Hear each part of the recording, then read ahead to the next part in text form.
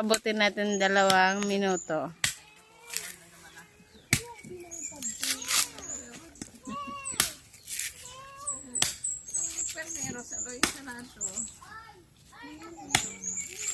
Ano rin pati sana nagkaidan na mga allergy na Maluya na talaga. Mas ako, allergy na ako. Kaya, nag-iiwas muna ako sa ano. Pero hindi man ako nawarang bulong. Ikan ka man high Na-high blood na. Pero hindi ako nagme-maintenance. Ako, delikado. Kaya nagpatrabaho ka. Gusto mo, ma-stroke. Hindi ako nagme-maintenance sa ano ko kung pula, pigagaw ni puti. Nung pagparinong ko ni Lusang tanong, nabilis pa sa nangani. Pigparaluya ko. Tapos hindi ko baga, manungsiyo na, so hindi ko sa mata ko.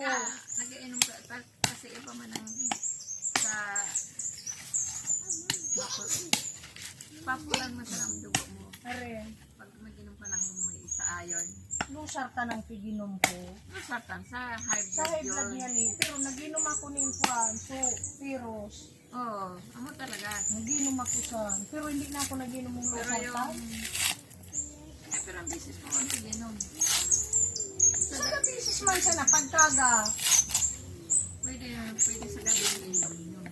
Pag naginom akong losartan dati, pagkaga, tanong, ako man kaya, pag naramdaman ko pag high blood ako, kaga pa siya, ano ka na, turutin na ako.